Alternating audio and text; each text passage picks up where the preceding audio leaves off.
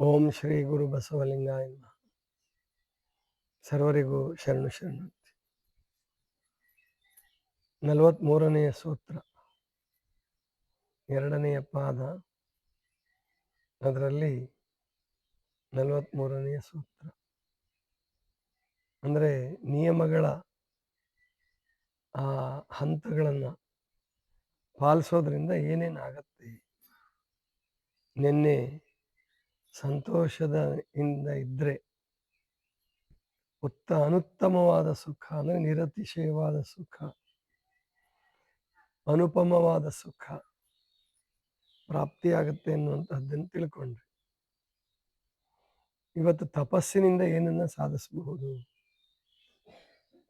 ಕಾಯ ಇಂದ್ರಿಯ ಸಿದ್ಧಿ, ಅಶುದ್ಧಿ ಕ್ಷಯ, ತಾಪಸಃ.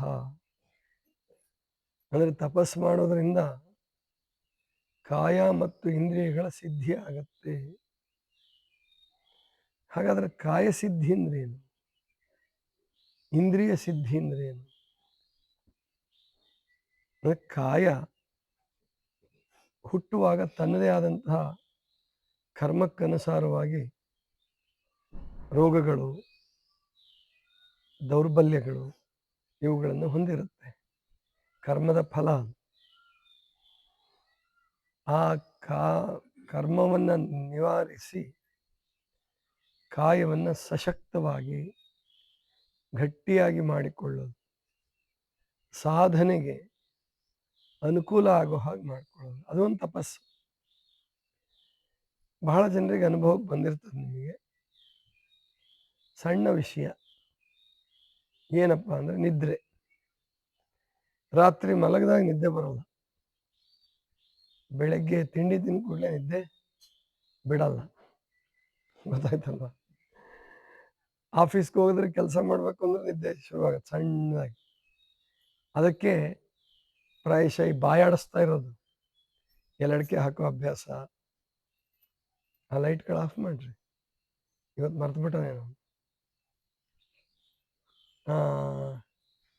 ಅಂದರೆ ಇದೆಲ್ಲ ಏನು ಶುರುವಾಯ್ತಲ್ಲ, ಇವೆಲ್ಲ ಏನಕ್ಕೆ ಶುರುವಾದವಪ್ಪ ಅಂದರೆ, ಈಗ ಡ್ರೈವರ್ಗಳು ನೋಡಿ ನೀವು, ಅವರಿಗೆ ನಿದ್ದೆ ಬರ್ತಾ ಇರುತ್ತೆ.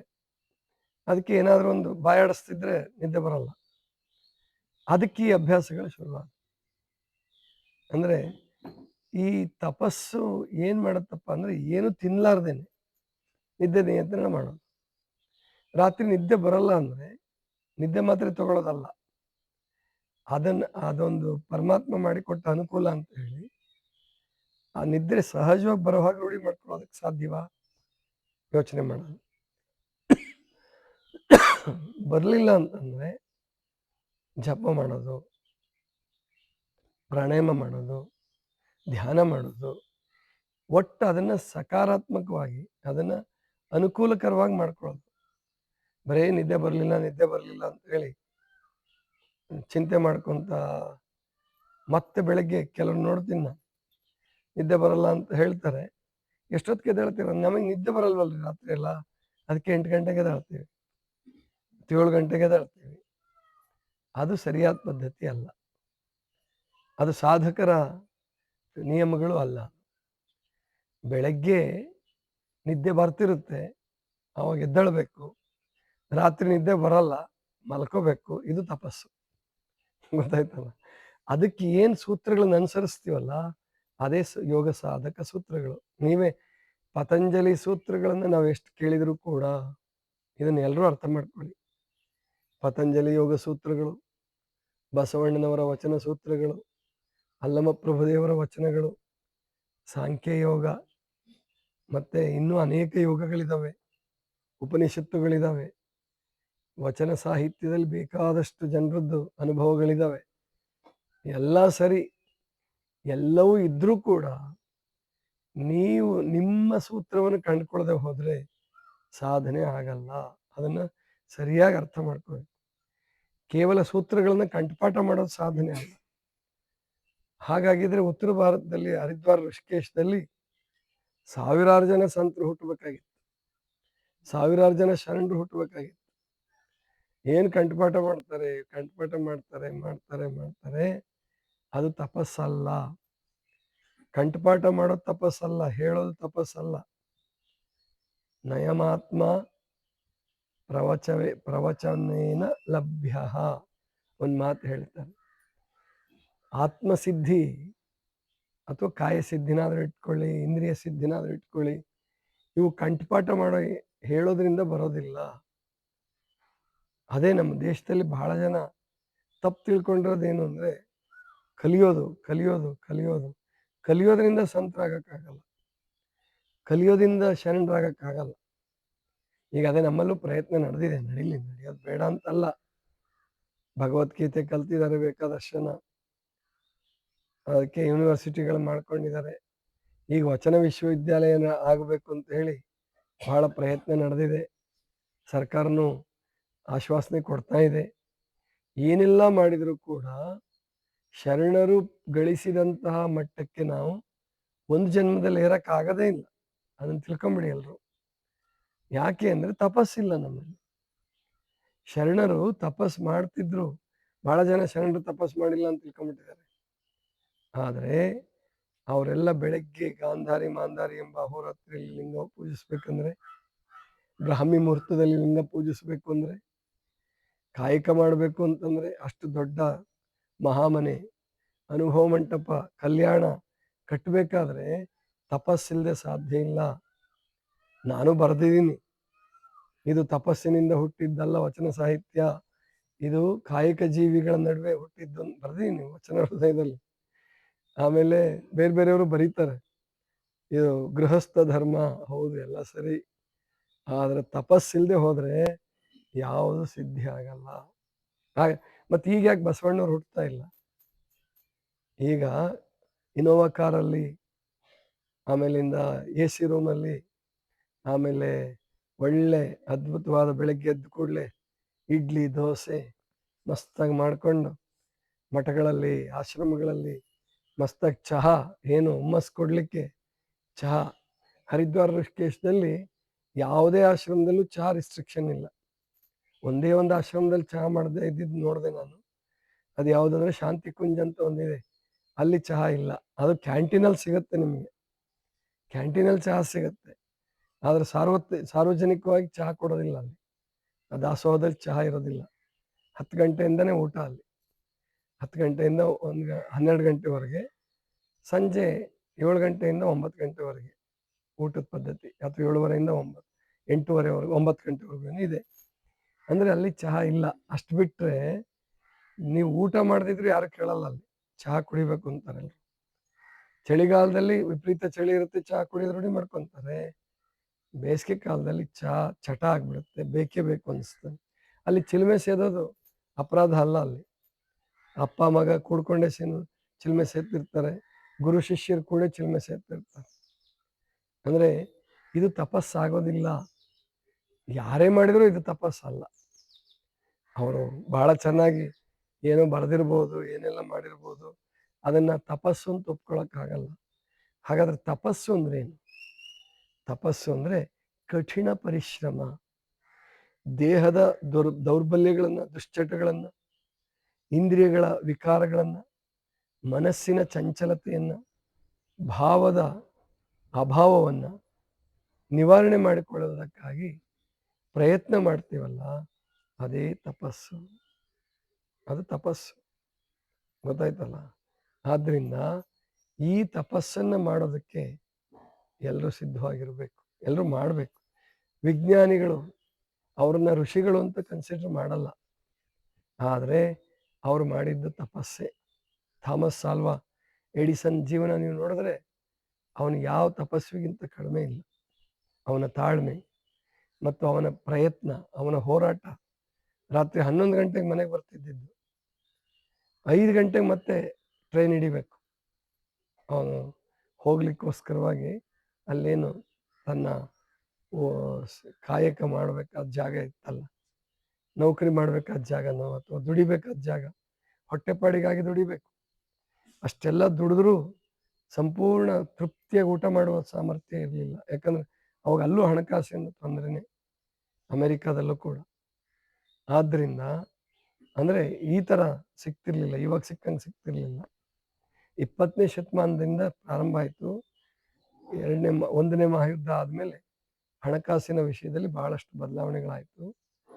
ಆಮೇಲೆ ಪ್ರಜಾಪ್ರಭುತ್ವ ರಾಷ್ಟ್ರಗಳಲ್ಲಿ ಬಡವರಿಗೆ ಪಡಿತರ ವ್ಯವಸ್ಥೆ ಶುರುವಾಯಿತು. ಅವಾಗಿರಲಿಲ್ಲ, ಈಗಲೂ ಕೆಲವು ದೇಶದಲ್ಲಿ ಇಲ್ಲ ಪಡಿತರ ವ್ಯವಸ್ಥೆ. ಅಂದರೆ ಸರ್ಕಾರದಿಂದನೇ ಆಹಾರವನ್ನು ಕೊಡಬೇಕು ಅಂತ. ಅದರಲ್ಲೂ 45ನೇ ಇಸ್ವಿಯಿಂದ ಈಚೆಗೆ ವಿಶ್ವಸಂಸ್ಥೆ ಆದಮೇಲೆ ಅದರ ಅಂಗಸಂಸ್ಥೆಗಳು ಫುಡ್ ಆ್ಯಂಡ್ ಅಗ್ರಿಕಲ್ಚರಲ್ ಆರ್ಗನೈಸೇಷನ್ ಅಂತ ಇದೆ, FAO ಅಂತ ಆಯಿತು.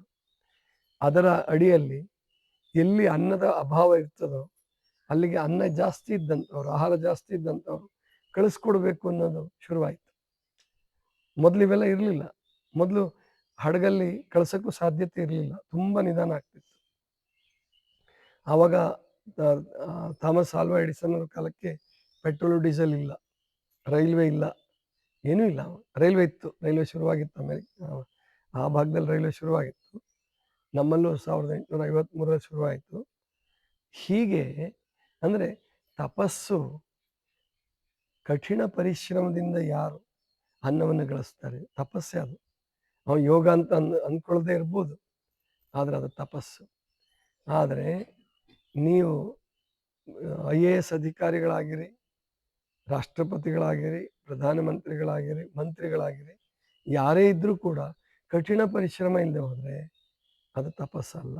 ಆವಾಗ ನಿಮಗೆ ಆನಂದ ಪ್ರಾಪ್ತಿ ಆಗಲ್ಲ, ರೋಗ ಬರ್ತದೆ ಅಷ್ಟೆ. ಒಳ್ಳೆ ವ್ಯವಸ್ಥೆ ಮಾಡಿಕೊಂಡ್ರೆ ಯಾವುದಕ್ಕೂ ಕೊರತೆ ಇಲ್ಲ, ನಿದ್ದೆಗೆ ಕೊರತೆ ಇಲ್ಲ, ಊಟಕ್ಕೆ ಕೊರತೆ ಇಲ್ಲ, ಹಣ ಖರ್ಚು ಮಾಡಲಿಕ್ಕೆ ಕೊರತೆ ಇಲ್ಲ, ಸೇವಕರ ಕೊರತೆ ಇಲ್ಲ. ಅಲ್ಲಿ ತಪಸ್ವಿ ಹುಟ್ಟಲ್ಲ, ಮಠನೇ ಇರ್ಬೋದು, ಅದು ಒಳ್ಳೆ ದೊಡ್ಡ ಮಠನಪ್ಪ, ಯಾವುದಕ್ಕೂ ಕೊರತೆ ಇಲ್ಲ. ಅದು ಎಲ್ಲ ತಾಯಿ ತಂದೆಗಳು, ದೊಡ್ಡ ದೊಡ್ಡ ಗುರುಗಳೆಲ್ಲ ಇದನ್ನೇ ಮಾಡಿಬಿಟ್ರು. ನನ್ನ ಶಿಷ್ಯ ತಪಸ್ಸು ಮಾಡಬೇಕು ಅನ್ನೋದನ್ನು ಮರ್ತು ಬಿಟ್ರು 20ನೇ ಶತಮಾನದಲ್ಲಿ. ನನ್ನ ಮಗ ತಪಸ್ಸು ಮಾಡಬೇಕು, ನನ್ನ ಮಗಳು ತಪಸ್ಸಿನಿಂದ ಬೆಳಿಬೇಕು ಅಂತಕ್ಕಂಥದ್ದು ಗೊತ್ತೇ ಆಗಲಿಲ್ಲ. ಅವ್ರಿಗೆಲ್ಲ ಸೌಲಭ್ಯ ಮಾಡಿಕೊಟ್ರೆ ಅವರು ನಿಮ್ಮಷ್ಟು ಸಾಧನೆ ಮಾಡಲ್ಲ. ಅದೇ ನಾನು ಕೇಳ್ತಿರ್ತೀನಿ ಕೆಲವು ಸಾರಿ, ಮಲ್ಲಿಕಾರ್ಜುನ ಶ್ರೀಗಳು ಸಿದ್ದೇಶ್ವರಪ್ಪ ಅವ್ರನ್ನ ತಯಾರು ಮಾಡಿದರು, ಅಥವಾ ಮಲ್ಲಿಕಾರ್ಜುನ ಶ್ರೀಗಳ ಪರಿಸರದಲ್ಲಿ ಸಿದ್ದೇಶ್ವರಪ್ಪ ಅವರು ತಯಾರಾದರು. ಆದರೆ ಸಿದ್ದೇಶ್ವರಪ್ಪ ಅವ್ರ ಪ್ರವಚನದಲ್ಲಿ ಮಲ್ಲಿಕಾರ್ಜುನ ಸ್ವಾಮಿಗಳು ತಯಾರಾದ್ರ? ಇಲ್ಲ, ಅಂಥವ್ರು ತಯಾರಾಗಲಿಲ್ಲ. ಮಲ್ಲಿಕಾರ್ಜುನ ಸ್ವಾಮಿಗಳ ಆ ಒಂದು ಅಧ್ಯಯನಶೀಲತೆ, ಆಮೇಲಿಂದ ಏನು ಪ್ರಯತ್ನ, ಸ್ವಂತ ಆಶ್ರಮ ಕಟ್ಟುವ ಸಾಮರ್ಥ್ಯ, ಆಮೇಲಿಂದ ಆ ಒಂದು ನಿರಂತರ ಪ್ರವಚನ, ಆ ಒಂದು ಕಠಿಣ ಪರಿಶ್ರಮ. ಸಿದ್ದೇಶ್ವರಪ್ಪಗಳು ಪರಿಶ್ರಮ ಮಾಡಿದರು, ಮಲ್ಲಿಕಾರ್ಜುನಪ್ಪಗಳು ಪರಿಶ್ರಮ ಮಾಡಿದರು, ಮಲ್ಲಿಕಾರ್ಜುನಪ್ಪಗಳು ಸಿದ್ದೇಶ್ವರಪ್ಪಗಳನ್ನ ತಯಾರು ಮಾಡಿದರು. ಸಿದ್ದೇಶ್ವರಪ್ಪಗಳ ಕೈಯಲ್ಲಿ ಮಲ್ಲಿಕಾರ್ಜುನಪ್ಪಗಳನ್ನ ತಯಾರು ಮಾಡೋಕ್ಕಾಗಲಿಲ್ಲ. ಯಾಕೆ ಅಂದರೆ ಎಲ್ಲಿ ಸೌಲಭ್ಯಗಳು ಚೆನ್ನಾಗಿ ಆಗ್ತಾವೋ, ಎಲ್ಲಿ ಹೊಟ್ಟೆ ತುಂಬ ಊಟ ಸಿಗುತ್ತೋ, ಎಲ್ಲಿ ಬಟ್ಟೆ ಚೆನ್ನಾಗಿ ಪ್ರಾಪ್ತಿ ಆಗುತ್ತೋ, ಯಾವುದಕ್ಕೂ ಕೊರತೆ ಇಲ್ಲ, ಅಲ್ಲಿ ತಪಸ್ಸುಗಳು ಹುಟ್ಟಲ್ಲ. ಬರೆದಿಟ್ಕೊಂಬಿಡಿ ಇದನ್ನು. ನಿಮ್ಮ ಮಕ್ಕಳು ಚೆನ್ನಾಗಿ ಆಗಬೇಕಂದ್ರೆ ಅವ್ರಿಗೆ ಕಷ್ಟ ಗೊತ್ತಾಗಬೇಕು. ನಿಮ್ಮ ಮಕ್ಕಳು ರೋಗಿಗಳಾಗಬಾರ್ದು ಅಂತಿದ್ರೆ ಅವ್ರಿಗೆ ಕಷ್ಟದಿಂದ ಬೆಳೆಸ್ಬೇಕು. ಅವ್ರಿಗೆ ಹೊಟ್ಟೆ ಕೊರತೆ ಆಗಬೇಕು, ಬಟ್ಟೆ ಕೊರತೆ ಆಗಬೇಕು. ಹಿಂದಿನವ್ರಿಗೆ ಅದಿತ್ತು. ಭಾರತ ದೇಶದಲ್ಲಿ ಬೇಕಾದಂಥ ಶ್ರೀಮಂತರಿದ್ರು, ಗುರುಕುಲಕ್ಕೆ ಹೋದವರು ಕಷ್ಟಪಡಲೇಬೇಕಾಗಿತ್ತು. ಅಲ್ಲಿ ದೊಡ್ಡ ಶ್ರೀಮಂತನ ಮಗ ರಾಜ್ಕುಮಾರನು ಇದ್ದಾನೆ ಅಂದ್ರೂ ಅವನು ಕಟ್ಟಿಗೆ ಹೊಡಿಬೇಕಾಗಿತ್ತು. ಗಟ್ಟಿ ಆಗ್ತಿದ್ದ ಅವಾಗ. ಕಟ್ಟಿಗೆ ಹೊಡೆದ್ರೆ ರಾಜ್ಕುಮಾರ ಯುದ್ಧ ಮಾಡಲಿಕ್ಕೂ ಸಿದ್ಧನಾಗ್ತಿದ್ದ, ಗಟ್ಟಿ ಆಗ್ತಿದ್ದ. ಅವನು ಗೋವು ಕಾಯ್ಬೇಕಾಗಿತ್ತು. ರಾಜ್ಕುಮಾರನೇ ಗುರುಕುಲದಲ್ಲಿ ಇದ್ದಾನೆ ಅಂದರೆ ಅವನು ಗೋವುಗಳನ್ನು ಮೇಯಿಸ್ಕೊಂಡು ಬರಬೇಕು ಪಾಳೆ ಪ್ರಕಾರವಾಗಿ. ಇವೆಲ್ಲ ಪದ್ಧತಿಗಳಿದ್ದಿದ್ದರಿಂದ ತಪಸ್ವಿಗಳು ಹುಟ್ಟಿದ್ರು, ಅವಾಗ ಯೋಗಿಗಳು ಹುಟ್ಟಿದ್ರು. 20-21ನೇ ಶತಮಾನದಲ್ಲಿ ಯೋಗಿಗಳು ಹುಟ್ಟಲ್ಲ, ಊರಲ್ಲಿ ಹುಟ್ಟಲ್ಲ. ಏನೋ ಹಿಮಾಲಯದಾಗ ಹುಟ್ಟಿದವರೆಲ್ಲ ಅಲ್ಲೂ ಹುಟ್ಟಂಗೆ ಕಾಣಿಸಲ್ಲ. ಯಾಕೆ, ಅಲ್ಲೂ ಮಾರ್ವಾಡಿಗಳು ಬೇಕಾದಷ್ಟು ತಗೊಂಡೋಗಿ ತುಂಬಿ ಬರ್ತಾರೆ ಆಶ್ರಮಕ್ಕೆ. ವರ್ಷಕ್ಕೊಂದ್ಸಾರಿ ಲೋಡ್ಗಟ್ಟಲೆ ಸಾಮಾನುಗಳನ್ನು ತುಂಬಿ ಬರ್ತಾರೆ. ಬಟ್ಟೆ, ರಗ್ಗುಗಳು, ಅವ್ರಿಗೇನು ಬೇಕು ರೇಷನ್ನು ಎಲ್ಲ ತುಂಬಿರ್ತಾರೆ. ಅಲ್ಲಿ ನೀವು ಕಂಠಪಾಠ ಮಾಡೋರನ್ನ ತಯಾರು ಮಾಡಬಹುದೇ ಹೊರತು, ಪೂಜಾರಿಗಳನ್ನು ತಯಾರು ಮಾಡಬಹುದೇ ಹೊರತು ಯೋಗಿಗಳನ್ನು ತಯಾರು ಮಾಡೋಕ್ಕಾಗಲ್ಲ. ಯೋಗಿಗಳಾಗಬೇಕಾದ್ರೆ ತಪಸ್ಬೇಕು.